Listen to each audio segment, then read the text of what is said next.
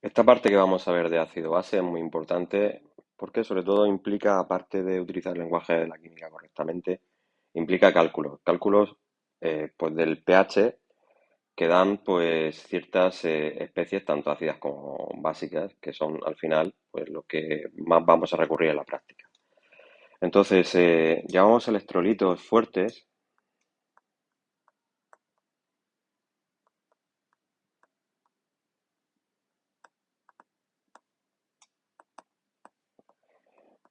a especies que se encuentran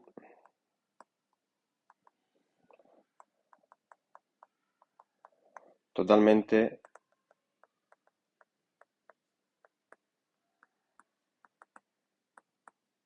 disociadas en sus iones. Los ácidos y bases fuertes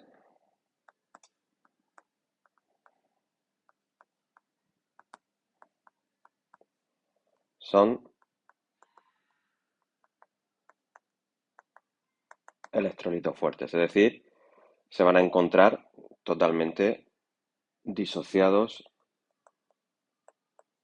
en sus iones. Vamos a empezar por los ácidos fuertes. Lo primero, una pequeña lista.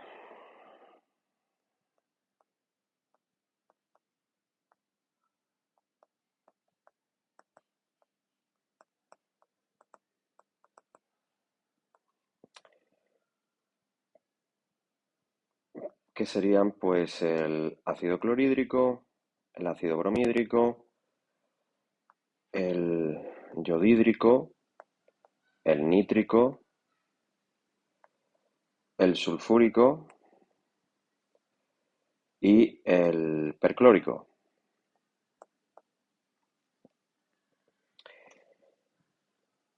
Y lo interesante de ellos, vamos a poner un ejemplo con el ácido clorhídrico, lo interesante de ellos, voy a utilizar Bronsted, ¿vale? Para explicar la reacción.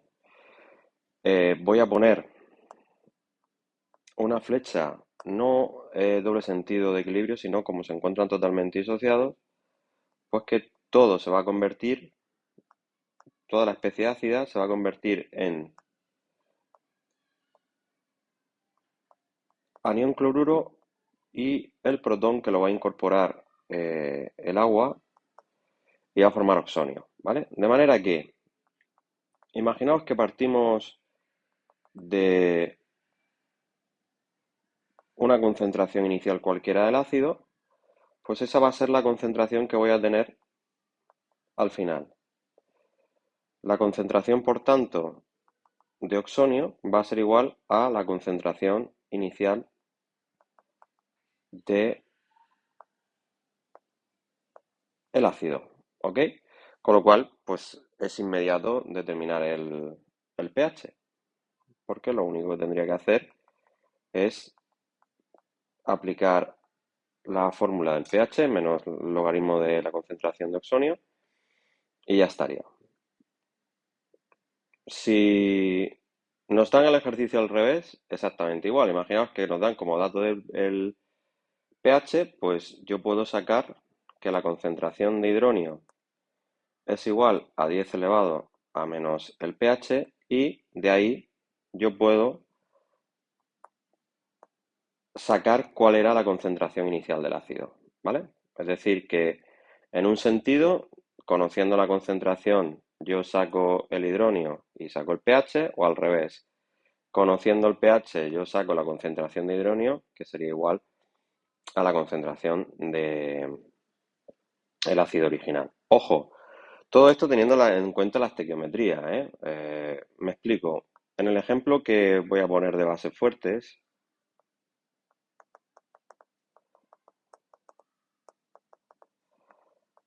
también especies que se encuentran totalmente ionizadas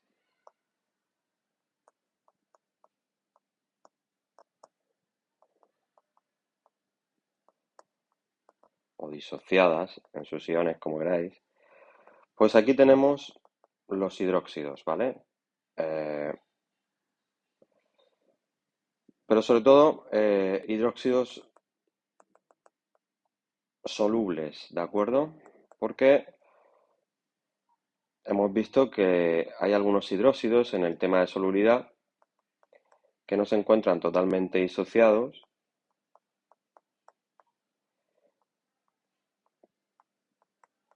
debido a su poca solubilidad. Entonces, hidróxidos solubles van a ser siempre bases fuertes. Entonces, lo que decía, yo puedo tener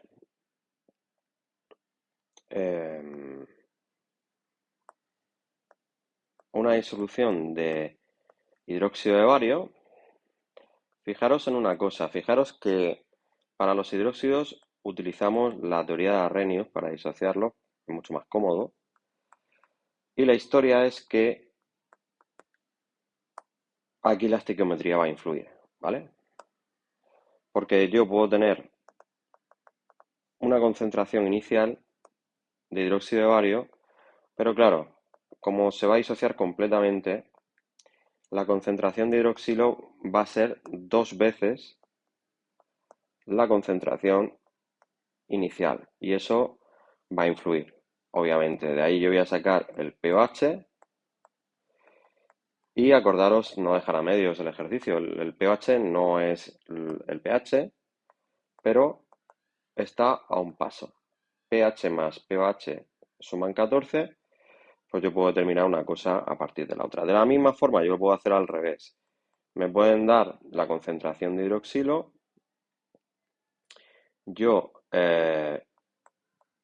Perdón, me pueden dar el pH. Yo puedo sacar el pH, puedo sacar la concentración de hidroxilo y podría sacar que la concentración inicial pues es la mitad, en este caso, de la concentración de hidroxilo, ¿vale? Es decir, que lo puedo hacer en un sentido o en otro, ¿ok? ¿Vale? Bueno, vamos sobre todo a las especies débiles, que son las que más juego nos van a dar. Vamos a empezar por los ácidos débiles. Se encuentran parcialmente disociados y por tanto van a estar en equilibrio.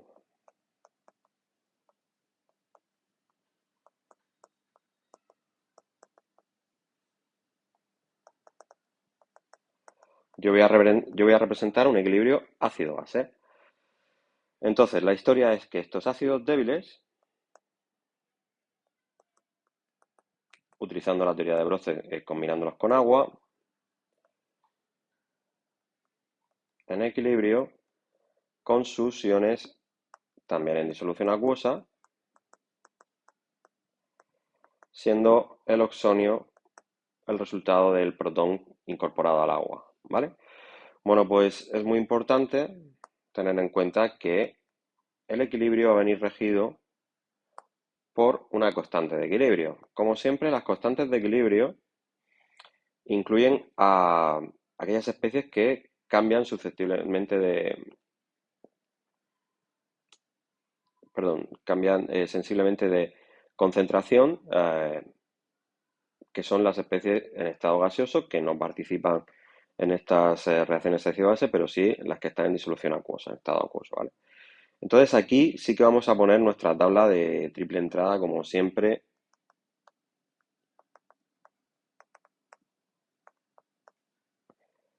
En el equilibrio tendremos, imaginar una concentración de partida, C0. Si solo nos dan esa concentración, pues esa concentración evidentemente no tengo nada de los productos, se va a disociar, el equilibrio va a evolucionar hacia la derecha, porque el cociente de reacción es cero. Eso va a hacer que desaparezca una cantidad estequiométrica, la estequiometría es 1, 1, 1. Entonces, una cantidad desconocida, 1x, o simplemente menos x, desaparece en el lado izquierdo. No pongo nada en el agua porque la concentración prácticamente podríamos decir que no varía. Y pongo más x y más x en los productos, de manera que me queda finalmente en el equilibrio, pues c sub 0 menos x, x y x, ¿vale?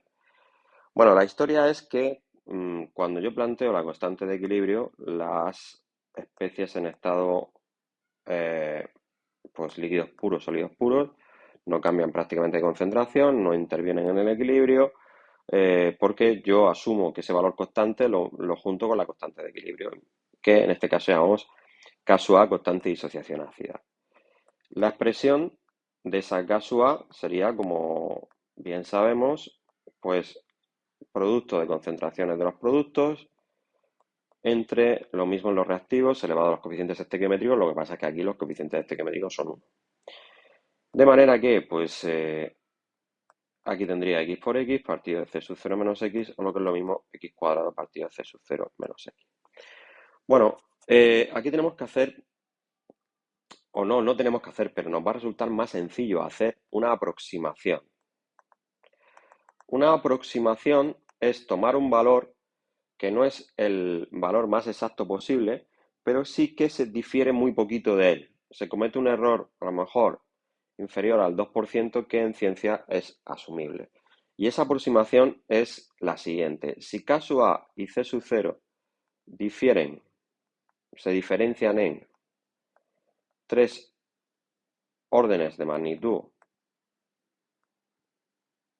o más, es decir, si al dividir K sub A entre C sub 0, pues me sale pues un número decimal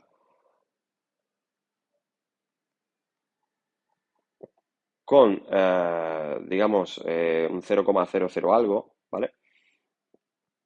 Pues entonces podemos asumir que la concentración es mucho mayor que X, que la cantidad disociada, o X es mucho menor que la concentración. Es decir, la cantidad disociada es chiquitica. Entonces nosotros podemos, con esta aproximación, podemos decir que x cuadrado partido de c sub 0 menos x es equivalente a que la x es una pizca tan pequeña que a c sub 0 le resta muy poco. Es decir, que sigo teniendo c sub 0 casi casi. Casi casi c sub 0, pues es lo mismo que poner c sub 0 y simplificar muchísimo los cálculos, porque me quedaría que la cantidad disociada x es igual, paso c sub 0 multiplicando a la raíz cuadrada de K sub A por C sub 0. Es decir, que es muy práctico. Es muy práctico, ¿vale? Estos ejercicios los puedo hacer al revés también. Me pueden dar el pH. A partir del pH